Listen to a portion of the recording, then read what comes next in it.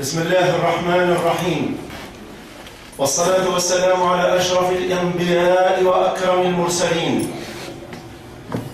ضيوفنا الكرام، لكم منا السلام والتحية والإكرام، تحية أهل السعادة والإنعام، فالسلام عليكم ورحمة الله وبركاته.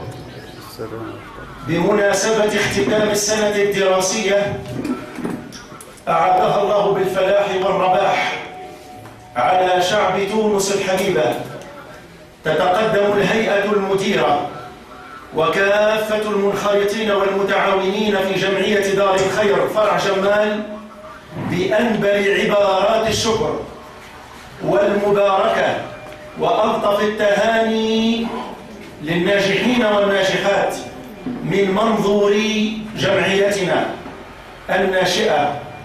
وإذ تعرب الجمعية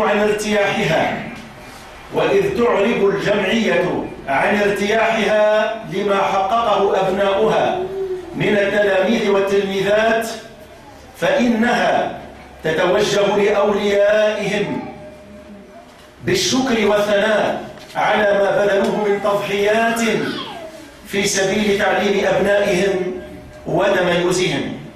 أيها السادة والسيدات، أبناءنا التلاميذ، تنويها بمقام العلم ومكانة العلماء، أنزل الله تعالى أول الوحي فكان أمرا بالقراءة. قال سبحانه جل شأنه في سورة العلق: اقرأ باسم ربك الذي خلق، خلق الإنسان من علق، اقرأ وربك الأكرم الذي علم بالقلم، علم الإنسان ما لم يعلم.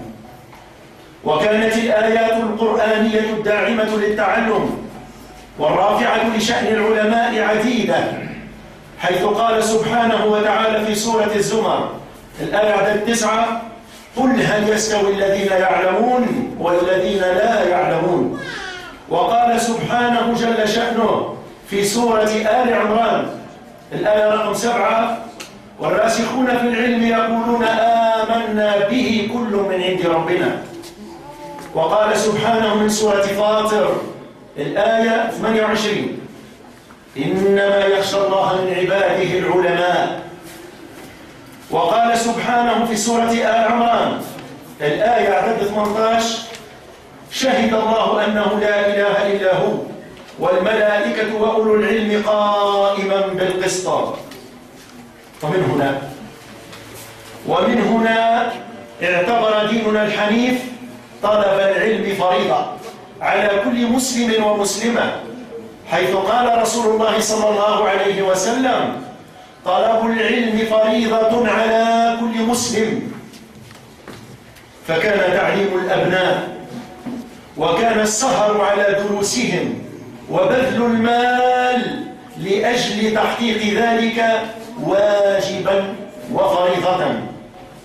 فيا أيها التلاميذ والتلميذات، يا من شرفكم الله بالنهل من ميراث النبوة، اتقوا الله عز وجل في طلبكم للعلم، واعتنوا بالعلم وخذوا منه بحظ وافر، واطلبوه من المخلصين من أهل النصيحة. وأنتم أيها المدرسون، إخواننا المدرسين المعلمين ومن أساتذة، يا من حملتم أمانة التعليم والتربية لأبناء هذا البلد العزيز، اتقوا الله فيهم واعلموا أنكم ستسألون عنهم أمام الله، فكونوا لهم قدوة وخير مثال في القيم والأخلاق والصدق والاستقامة. نشئوهم على مبادئ الحب والإيثار والجد والانضباط، وقولوا لهم حسنا. أيها الإخوة الأكارم، إن طلب العلم تأشيرة إلى جنة الرضوان. طلب العلم تأشيرة إلى جنات الخلد، جنات الرضوان. قال الحبيب صلى الله عليه وسلم: من سلك طريقا يطلب فيه علما سلك الله به طريقا إلى الجنة. واعلموا شوية سلاك نفقلكم نكملوا الكلمة مع بعضنا. واعلموا أن العلماء هم خلفاء الأنبياء. قال خير البرية ومعلم البشرية صلى الله عليه وسلم. صلوا على رسول الله صلى الله عليه وسلم.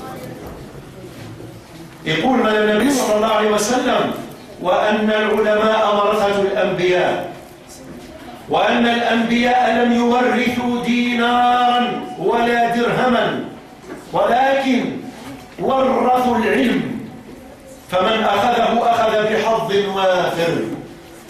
نسأل الله تعالى أن يكون أبناؤنا وبناتنا ممن أخذوا من العلم بالحظ الوافر. قل ومن.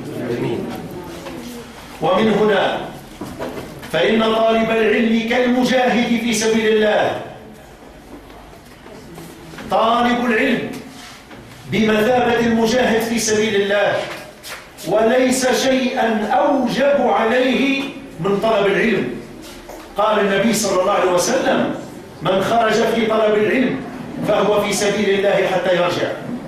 عن كثير بن قيس قال: كنت جالسا عند أبي الدرداء في مسجد دمشق في سوريا حررها الله. قال: فأتاه رجل فقال: يا أبا الدرداء، أتيتك من المدينة، من مدينة رسول الله صلى الله عليه وسلم، سافر ومشيت دمشق. أتيتك من المدينة، مدينة رسول الله صلى الله عليه وسلم، لحديث بلغني أنك تحدث به عن النبي صلى الله عليه وسلم. قال: فما جاء بك تجارة؟ أخي ما جيتش مش التاجر، ما جيتش على جال بيع وشيء. قال: لا. قال: لا. قال: ولا جاء بك غيره؟ أخي ما جيتش من بلاد الشام، عندك غاية أخرى غير أنك تأخذ مني الحديث وتسمع مني الحديث اللي مش مروي عن النبي صلى الله عليه وسلم. قال: لا، ما جيت إلا لأجل الحديث هذا.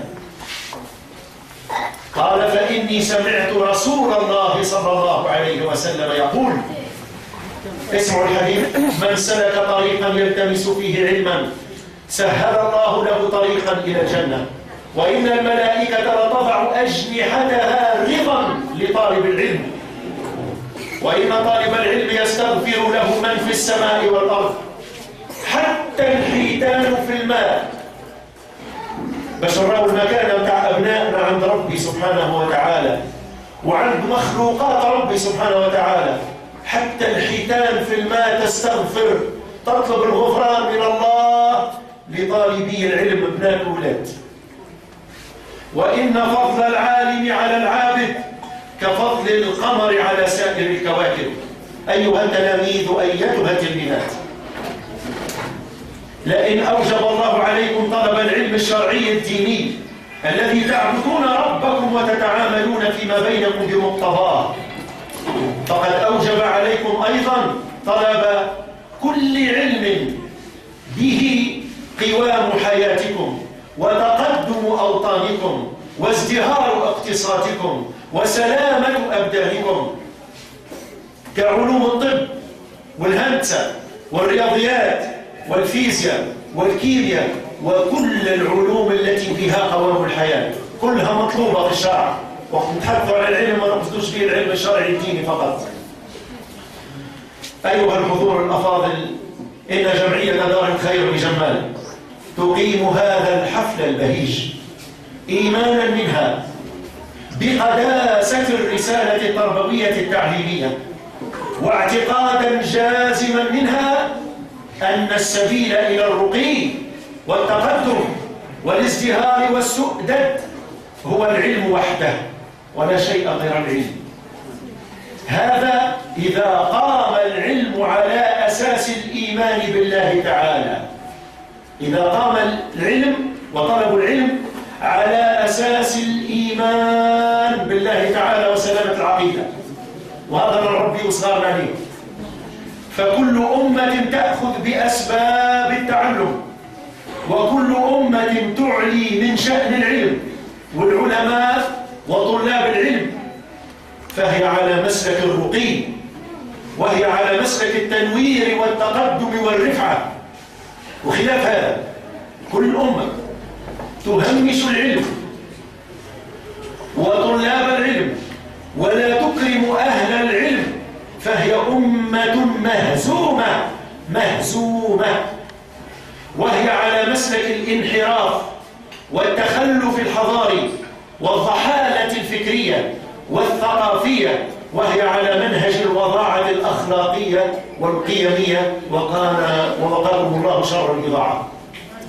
أيها الأبناء والبنات، هذه التفاتة من جمعيتكم دار الخير، نرجو من ورائها تقوية أواصر المودة والتعاون على ما يرضي الله ويرتقي بالوطن المفدى. وحتى يبقى الإيمان وحده زادنا، أؤكد، حتى يبقى الإيمان بالله وحده زادنا الذي نجابه به الشدائد والصعاب. أختم كلمتي هذه بهذه القصة. القصة هذه فيها درس وفيها عبرة حتى يبقى الإيمان وهو عدتنا زمن الشدائد وزمن الصعاب. وتزودوا فإن خير الزاد التقوى واتقون يا أولي الألباب. نسمع مع بعضنا القصة هذه، قصة قصيرة وهي مش تكون ختام الكلمة إن شاء الله. أحبتي في الله، حكي أن حاتم الأصم قال لأولاده: إني أريد الحج، فبكوا وقالوا: إلى من تكلنا؟ وكان له بنت لها 7 سنين. حاتم الأصم قصد ربي البيت ربي للحج، وطلع من بيته وأهله قال لهم راني ماشي للحج، بكاء والكل قالوا له شكون باش تخلينا، وهم عائلة يشكون قلة ذات اليد. عنده بنية عمرها 7 سنين. نتعلم توا كبار وصغار درس في حقيقة التوكل على ربي سبحانه وتعالى، وقت يصدق التوكل على الله من هالبنية اللي عمرها 7 سنين. وسجل التاريخ اسمها بأحرف من ذهب.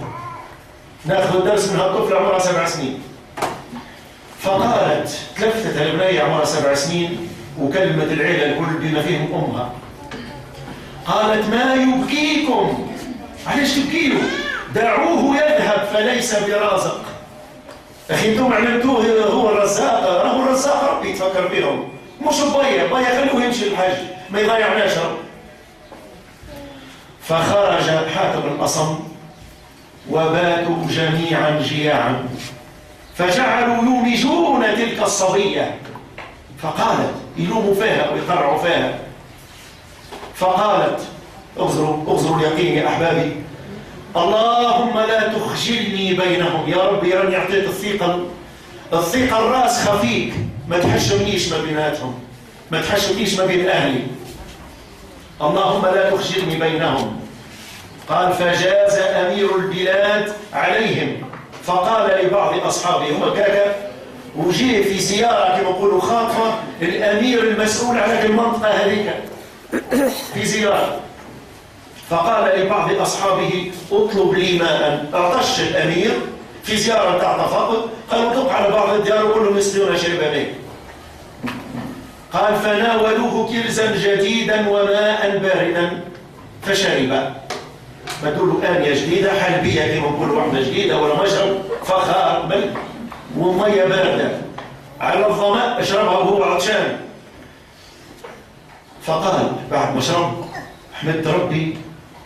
قال: دار من هذه؟ هذه دار شكون لما تتنا الماء؟ فقالوا: دار حاتم الأصم. وهو حاتم الأصم كان مشهور بعلمه وبتقواه وبالورع بتاعه. قال: فرمى فيها منطقة من ذهب، جبت منطقة من الذهب كما نقولوا كيس ولا حاجة يتمنطق بها بالدنانير الذهبية، ورماها في الدار. وقال للجنود وللعسكر اللي من وراه، قال الماشيين في الركبة بتاعه، قال: من أحبني وافقني، اللي هو مخلص في حبه ليا وفي طاعته ليا يعمل كيف عمل تاني على الشرب به. قال: من أحبني وافقني. فرمى العسكر كله، كل من معاه في العسكر جاد بما سخره الله له.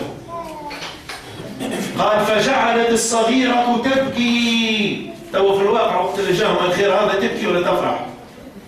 باتوا فقراء صبحوا أغنياء، تفرح، هذا شيء يقول المنطق.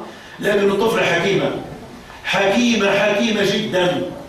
فجعلت الصغيرة بنت 7 سنين تبكي، فقالت أمها يا بني ما يبكيك وقد وسع الله علينا. يفرح تو. فقالت يا أماه، وهذا درس ناخذه كلنا تو كبير وصغير. فقالت يا أماه أبكي لأن مخلوقا هو الأمير نظر إلينا نظرة فاستغنينا. لفتة من مخلوق أغنانا، فكيف لو نظر إلينا الخالق؟ قلبك تلطح بالإيمان وحب ربي وصدق. انظروا فضل الله سبحانه جل شأنه كيف يعم به المتوكلين عليه حق توكل. هكذا إخوتي في الله يلتقي الإيمان والعلم والإخلاص لتتغير ملامح الحياة.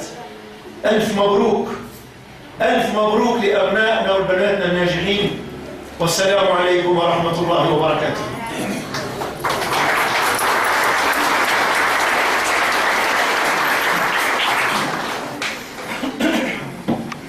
أنا دوري نجدد الترحاب لكافة الحاضرين والحاضرات، وإن شاء الله كل عام وإحنا حيين بخير ومتعاونين على البر والتقوى. رب يوفقنا جميعا إن شاء الله.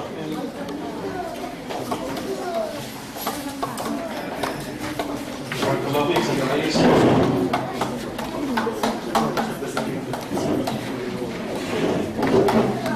كلمة لبعض الضيوف. شكون ياخذ كلمة؟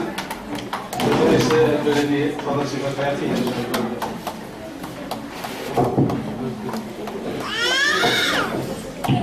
بسم الله الرحمن الرحيم. أخواتي إخواني أبنائي الأعزاء، مرحبا بكم في بلدية جمال. الفضاء هذا اللي هو ملك ليكم الكل، طيب ملك أهالي جمال.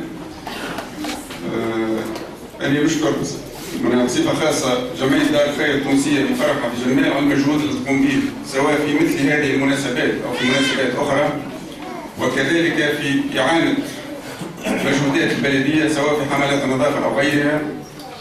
حقيقة أنا مش نعطيكم الكلام اللي قاله السيد رئيس الجمعية، يظل كله استوعبناه وما عندناش معناتها نسمعوا أحسن من هكا.